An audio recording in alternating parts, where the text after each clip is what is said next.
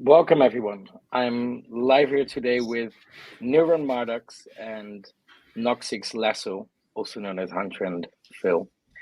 We're from Tlon, the foundation, and AlephDAO, and this is the third talk for Developer Week this week.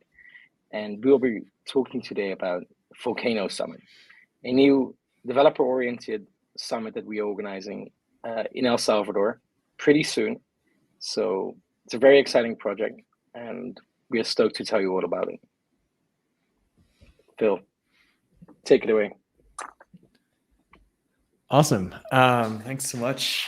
And so I think we'll actually start with you, Hunter, just explaining some of the background for the Volcano Summit, like where the idea came about. I think it really came about, as we're in assembly in Miami for assembly, and there we really were struck by just the quality of the event, but also the desire to have more time together. So I'm going to pass it over to Hunter, who's going to be kind of talking about the inspiration for the Volcano Summit and also kind of what the program looks like that we're planning. Awesome. Thanks. So I left assembly thinking holy crap, that was amazing, but I am so tired and I wish I could have had more time to do actual development. Or at least have really in-depth discussions about it. So apparently a bunch of other people felt the same way. So when I reached out to Thomas to talk about hey, I want to do a developer conference, he was like, oh, well, there's someone else wanting to do the same thing. So Phil and I decided to pair up. He had a really cool venue, which I don't have. So it just ended up working out. So really we just want to have a calmer, more focused environment, less talks going on at the same time type of stuff.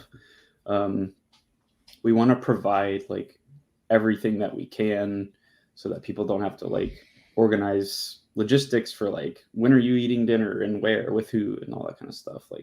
It's all kind of keeping you in the same place, so that you can kind of save your energy and you have time to focus and do things that you really want to do, with all these awesome people that you don't get to normally see.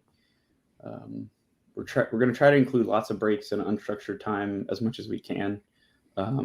We have a decent schedule of talks, but yeah, we'll try to have some larger breaks that you can go off and have really interesting discussions.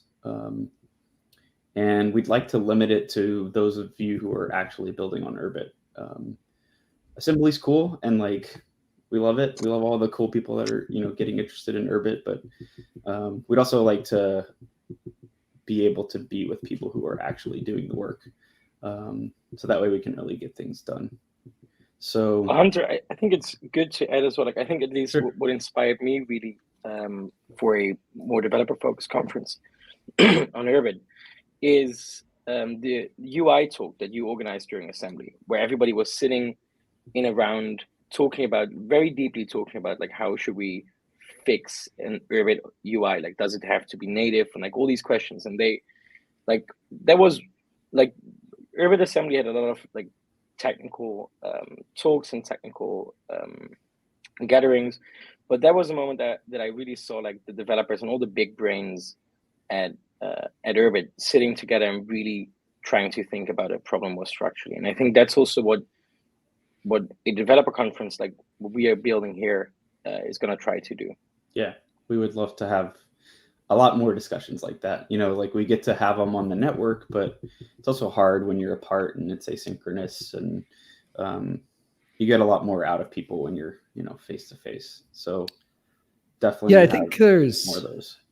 There's also this idea of kind of growing out of just, Tlon offsites, right? And as Urbit's growing, as we have a lot more people developing on Urbit across, many companies now and not just Tlon, just from someone who observed, for example, just being around when the Mexico City offsite occurred and just seeing that excitement of having the Tlon devs together. I think it's really important to be able to kind of start expanding that to the broader ecosystem and bringing devs from across all the companies together to have kind of a similar experience, to be able to share information and build together, and not just kind of company by company.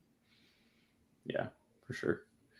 Yeah, and I think, you know, something that will probably be a large topic, you know, at the conference is just like spreading more and more core development out, like you're talking about. So, yeah. Awesome. Oh, so go back one. Sorry. So we have 5 days on top of a volcano, which is pretty amazing.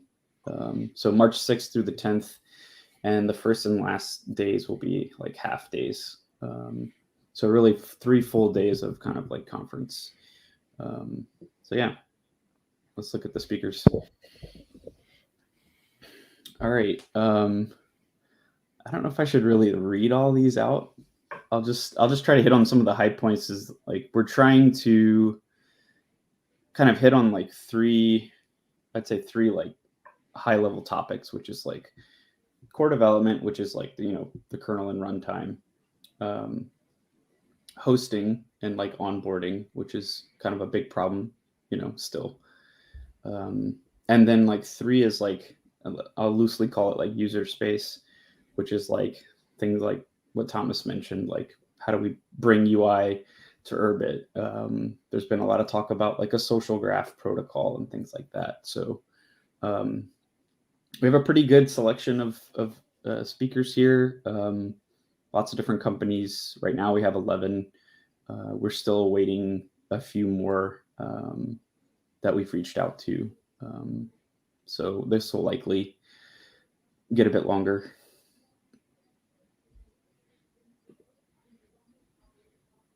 Great. So yeah, it seems like mostly the apps that the companies that are building on Urbit, as well as of course the foundation.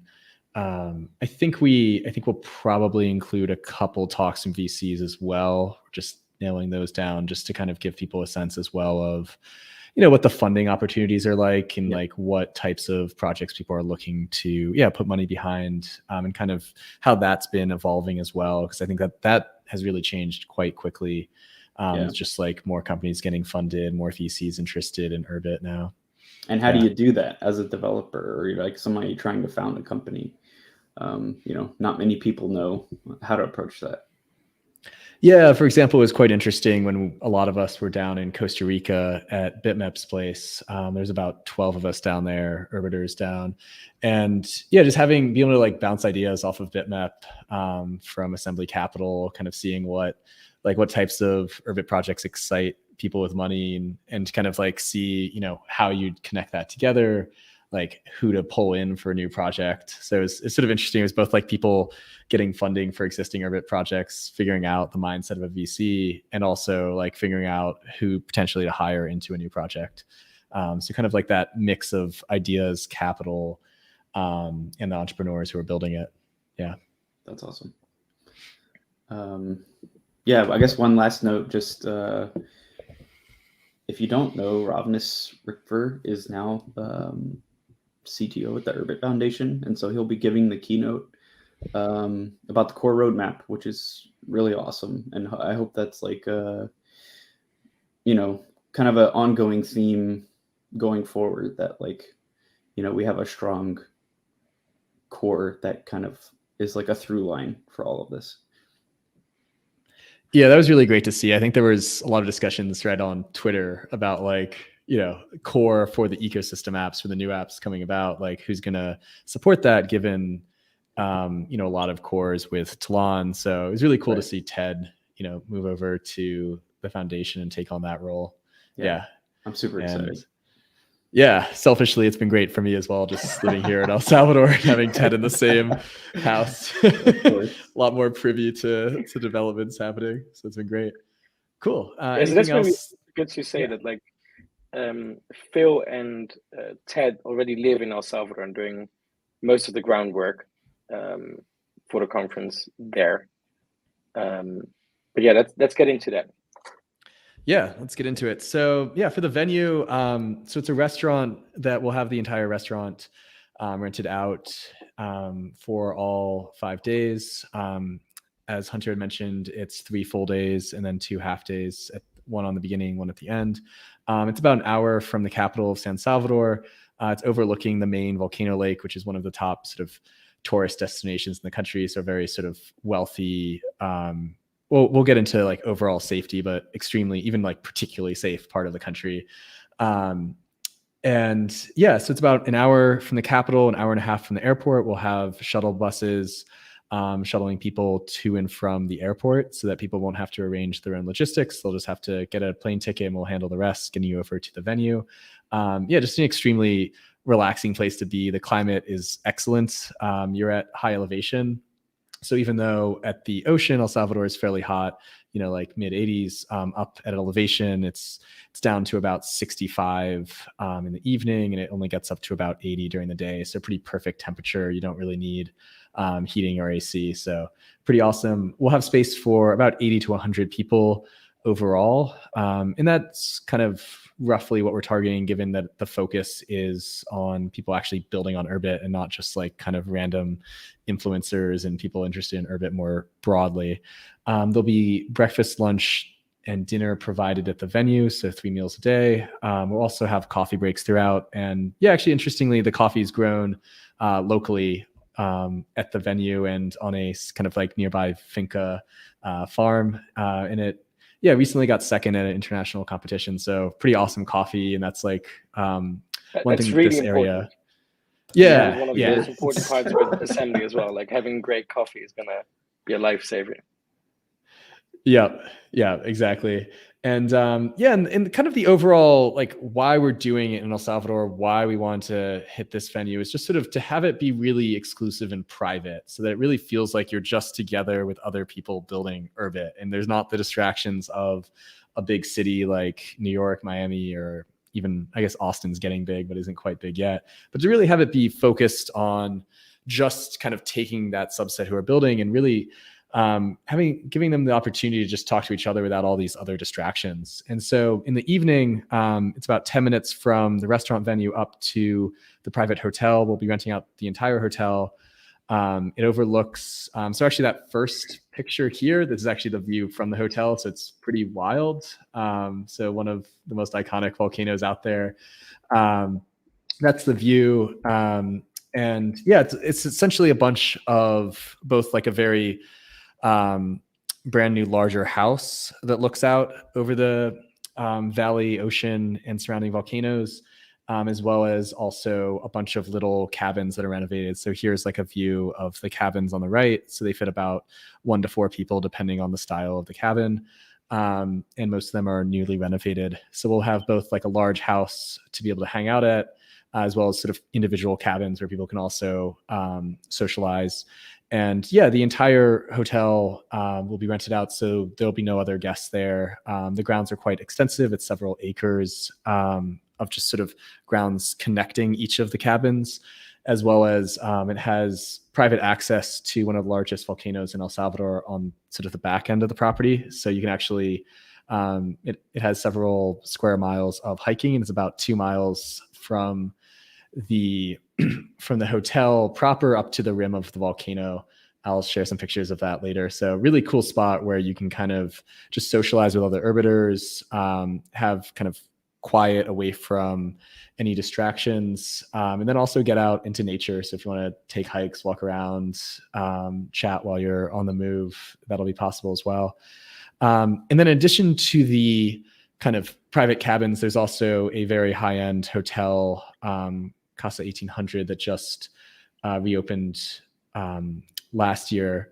And so that's only a 10-minute drive. So if people want to stay at this kind of more like a 5-star hotel, rather than the cabins for whatever reason, that'll be an option too. And it'll kind of have overflow housing as well.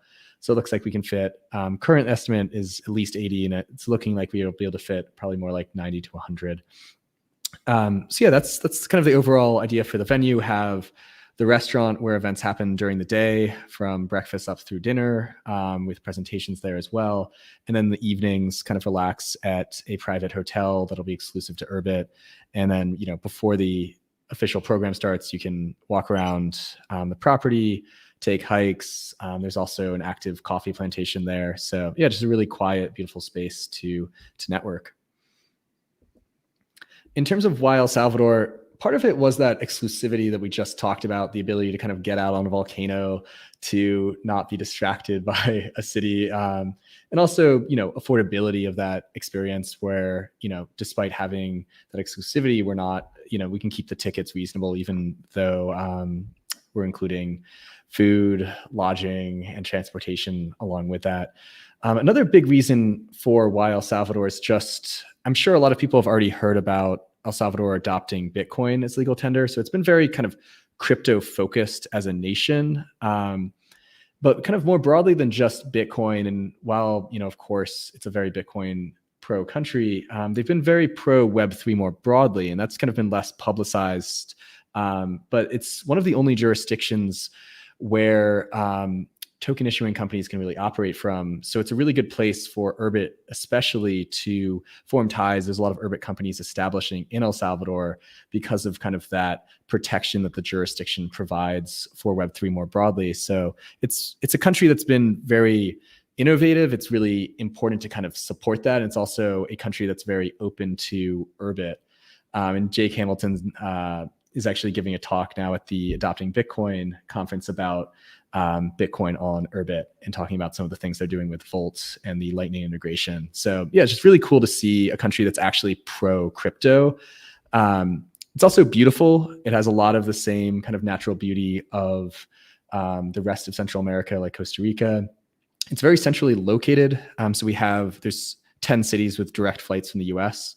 So fairly easy country to get to in a good time zone. It's in the central time zone, so 1 hour off of the East Coast. It's also now the safest country in Latin America. So that's, kind of crazy. And I think a lot of our expectations sort of, are slow to update. But when Bukele came into power about 3 years ago, a little over 3 years ago, he really made it a top priority to improve the security of El Salvador. So he moved it from actually one of the least safe countries in the world when he came to power 3.5 years ago, to now the safest in Latin America. And more recently, after a crackdown at the beginning of this year, it's actually been safer than even the US. So it's really cool to see just a country like transform like that. And also just, it's a nice, quiet, safe environment that's very open to foreigners with fairly high levels of English. And that's why, a lot of Urbiters have enjoyed visiting it. We've had on this next page, I believe, just a crazy number of Urbiters have already spent time in El Salvador, both for kind of short visits to network together, as well as living here more permanently. So I'm here. We have Ted, the CTO of the Urbit Foundation, living here full time. And then we kind of have a mix of a few other Urbiters who are both living here for longer stretches or just passing through for a few weeks to a few months to network together. So really extensive list. And I think that just, really helps to show just like, the overall like quality of experience it can provide. And also just trying to just kind of highlight both while the macro numbers have been good, you can also kind of check with any of your friends that you recognize from this list and kind of get a sense for what their experience has been like in El Salvador. But it's been excellent to have a lot of already some of the top developers on Urbit already visiting El Salvador, and it's kind of deepening ties here. In terms of safety, so just to reiterate, it was quite dangerous before Bukele, the new president, came to power 3.5 years ago. Safety has gotten very good. And then pretty much all the gang members have been arrested this year. So just a massive shift even this year as well. So great safety, pretty stable country. Bukele is currently most popular world leader elected. So that's quite interesting with a 90% approval rating. And it's a pretty stable jurisdiction. It's also a place where a lot of conferences have been hosted. So Bitcoin has been consistently hosting conferences down here. Right now, there's the Adopting Bitcoin conference with about 1,500 Bitcoiners in San Salvador, just about a mile away from where our house is.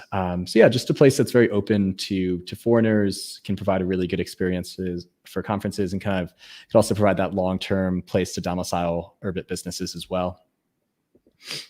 In terms of tickets, we're limiting it mostly to developers, entrepreneurs, and a few select Urbit funds that have been really active in not just providing money to Urbit, but also helping to guide entrepreneurs, Urbit entrepreneurs. So that's kind of who we're limiting it to, and trying to keep it fairly small and and just like at the size where you can actually get to know everyone who's there and really work together and not just have it be this broad Urbit-wide conference like assembly.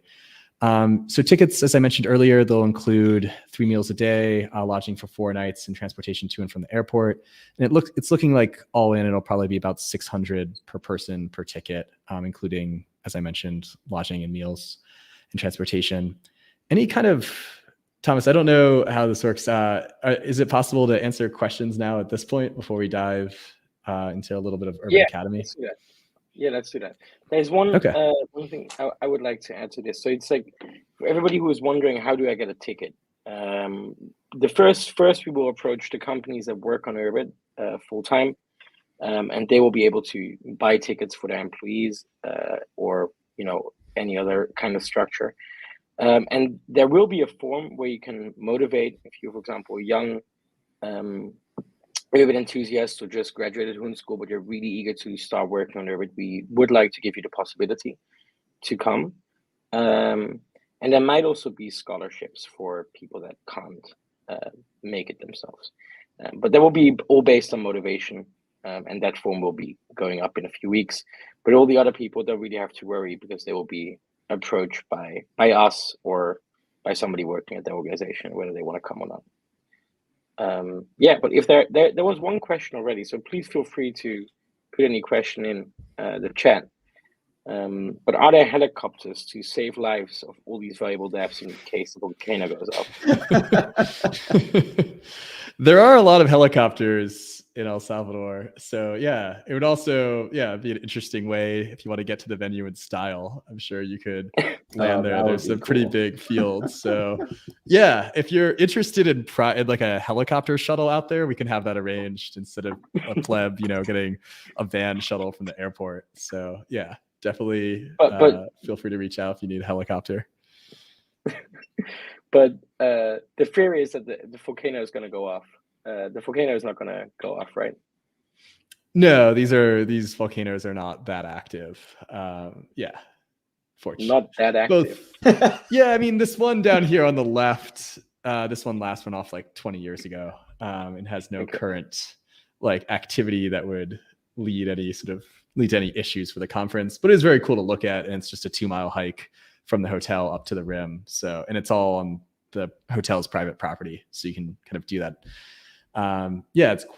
It's a crazy landscape up there at that rim, looking down to the kind of sulfur one. But yeah, unless something very dramatic happens, there will not be any need for volcano evacuations. So we will just leave it in the middle for now, where the volcano is going to go off. It's going to be a thrilling effect. Shows the urgency that this project has. Yep. Okay, if there are other questions, just file them in the chats. But then I think it's good to talk about Urbit Academy. Yeah, and I guess one last thing on it. So Thomas, that'll go out when the sign up is ready and the application for that'll go out through the UF, I assume, right? Yeah, probably. Yeah, we will send you an email. Put it in the newsletter. You'll be aware of this if you follow all the accounts. So I think to give a little bit of background of what we're going to do now, Hunter works at Tlon and I work at the Urbit Foundation. Phil is the head of AlephDAO, and AlephDAO is already establishing something in El Salvador, which is called Urbit Academy, and he would like to tell you all about it. Yeah, so it's Urbit Academy pretty much came about because we'd already been doing a lot of networking abroad, where we were doing, for example, a trip to Kyiv. We had a trip to Mexico City. I had mentioned earlier in this call about the trip with a bunch of us in Costa Rica at a resort. We just noticed there was so much value to getting Urbit devs along with the VCs and the entrepreneurs together in the same place for long periods of time and kind of like open-ended. So it's like kind of like how this Volcano Summit came about, because we wanted to have more kind of collaboration across all the ecosystem companies, get them in the same space for a week to really be able to share information and knowledge together. We'd also just noticed that, having Urbiters coding in the same place is hugely helpful. A lot of really awesome ideas and connections came about from those trips. So we wanted to just open it up. Basically, we've been living out of this villa in El Salvador for about 2 months now. We've had a ton of Urbiters visit.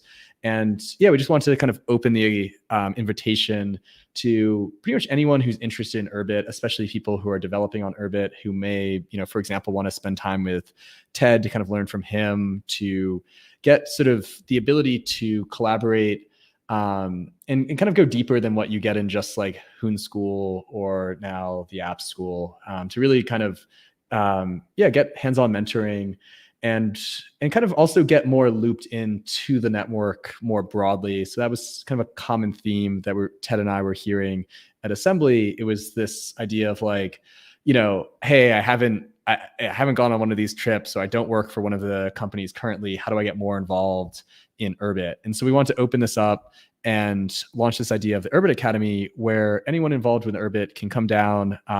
It's very simple. Just book a flight and then text me on Urbit, and we can have a driver pick you up, send you to the villa, and basically, you can then get the experience of either just work on what you're working on next to us and we can answer questions as you go, or if you kind of want more hands-on mentoring or seminars, we're happy to kind of provide those on an ongoing basis as well. So really just kind of deepen the developer community on Urbit to really form better connections, and also improve our technical skills as well. On the next slides, I'll just have some very quick details on that. So just the villa itself, it's a very large villa that's just kind of in the hills. It's next to a bunch of embassies like the German and Qatar embassy and Palestinian embassy. So it's in an extremely safe area and a gated community, but it's also very close to the city. So you can get to and from great cafes and great restaurants in just a 10-minute Uber ride. Ubers are like $2, so you can go back and forth really easily. It's just really like this idea of kind of a quiet place to code, have Urbit community, and get hands-on mentoring. That's really kind of the gist of it. In addition to just being a large house, there's 2 levels of gardens, swimming pool, extremely quiet area, a lot of living rooms and places to work from. We have high-speed internet here, as well as a maid and a cook just to keep it all clean and functioning well. In addition, just quick FAQs. Yes, we can, if you're interested in coming down, just feel free to message me. We've had some people come down. Of those 24 have come down literally the day before. 2 guys from New York just like texted me or like, oh, we want to come tomorrow. So yeah, we're happy to make that happen. It's very easy. We'll set up a driver for you. In terms of like our couples and families, welcome. Yeah, for sure. It's just sort of on an ongoing basis, depending on how busy it is at the house. We could either lodge you here, or there's also a ton of Airbnbs very close by.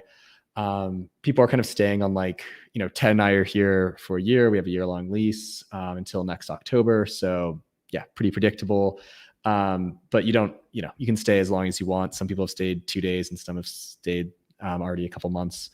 In terms of other things, so I mentioned events notice, also who is here full time. We usually have about 4 or 5 people here at any given point of time. We can have up to 10, and then there's a ton of hotels and Airbnbs, as I mentioned, close by. So we can have space for a lot more people than just the number who can sleep here at any point in time. Just prices, we just have like a lease for the year. So this is just kind of a general look into the prices. So we have like a bunking option or just private bedrooms or private baths. So we kind of have all different options depending on how rough, how you want to, whether you want to kind of have a bunk bed experience or like a really nice private bedroom experience. Airbnbs are usually about, 40 to 50 a night here as well. So pretty cheap place to come. A lot of affordable plane tickets as well for most of the US, especially if you're not traveling during the holidays. And then if you're interested, we can just send this link out. So it's just a short form, Google form, if you're interested in stopping by, just so we have a heads up that you're coming and how long you might be staying, so we can kind of arrange availability. But yeah, hope that you're able to make it down here. Really just want to kind of deepen the connections between Urbiters and really accelerate the rate of development happening on the network. Awesome. That's great. That's great.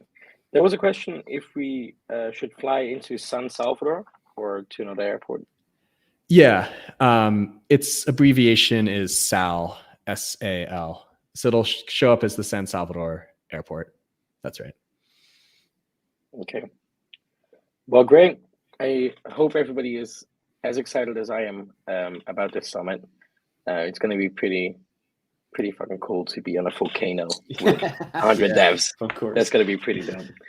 And we're going to try to make sure that it won't erupt while we are there. Whatever we can do to make it not erupt. But yeah, it's not actually an active volcano. So if people are legitimately worried about that, you can be at ease. I'm sure we will be fine. Okay, cool. Well, thanks everyone for watching, and be aware that there are more things this week for Developer Week going on. Check it out on urbit.org/events, and pop in whenever you see something interesting again. See you soon. I'm very excited. Great. Thanks, guys. Thanks. Take care.